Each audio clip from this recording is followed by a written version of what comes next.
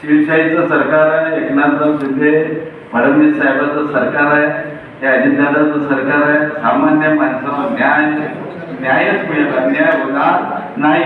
मोठ्या प्रमाणामध्ये लाडली बहिणीची योजना अर्ज आले, मोठ्या प्रमाणामध्ये मी आकडा सुद्धा सांगतो, त्यांचे अर्ज मान्य झाले आणि लाडली बहिणी योजनेतून त्यांना फायदा होतो आहे.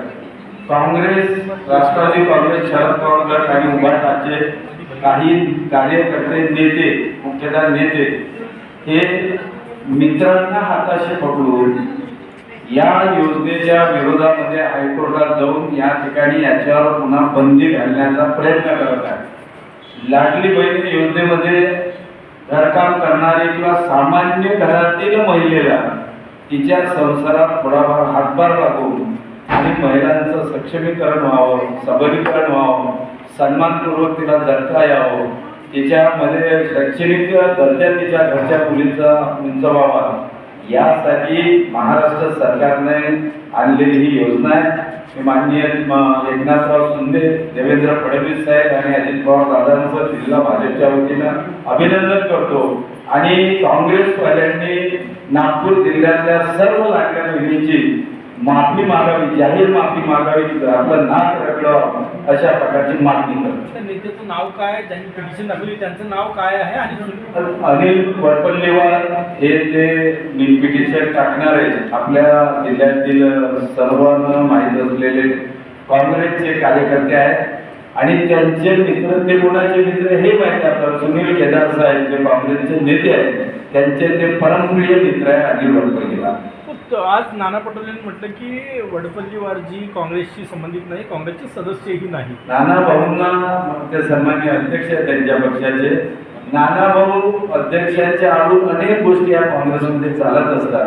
मला वाटतं नाना भाऊ काँग्रेस अजूनही ठीकठाक करण्याची गरज आहे. थँक्यू भाऊ. धन्यवाद. या याचिकेमध्ये फक्त लाडकी बहीणच नाही तर इतर योजनांसंदर्भात आक्षेप केला. त्यांनी या याचिकेमध्ये त्या ठिकाणी मुलींना फी मध्ये जे सवलत मिळणार आहे त्याची ते सुद्धा,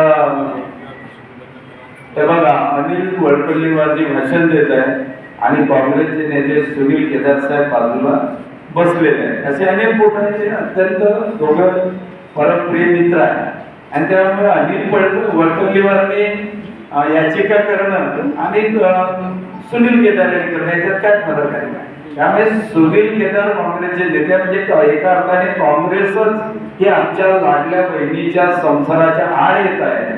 त्यामुळे त्यांनी या ठिकाणी जमिनीवर नाक रगडून लाडल्या बहिणीची माफी मागावी अशी मागणी आज भारतीय जनता पार्टी नागपूर जिल्ह्याच्या वतीने आम्ही करीत आहे. त्यांनी इतर योजनांचाही विरोध केला आहे. इतर योजनांचाही विरोध केला.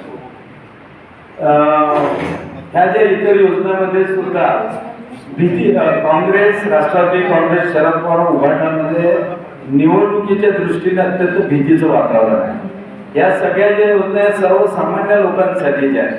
त्या मुलींना मोफत शिक्षण मिळणं, का सामान्य घरच्या मुलीने MBBS होऊ नये, इंजिनियर होऊ नये, तिची आर्थिक स्थिती नाही म्हणून तिला मदत मिळावी अशा प्रकारचा सरकारचा निर्णय आहे.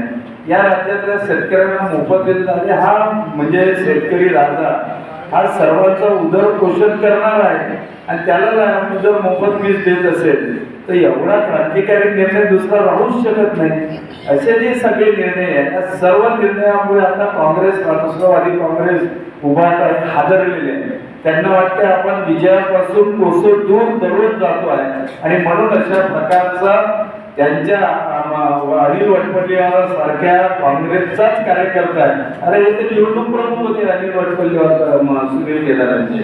अजून कुठला पुरावा पाहिजे? म्हणजे अशा व्यक्तीला हाताशी धरून या सर्व योजनांपासून आमच्या सामान्य गरीब जनतेला दूर नेण्याचं पाप काँग्रेस करत आहे आणि म्हणून त्यांनी जनतेची माफी मागावी ही आमची मागणी आहे.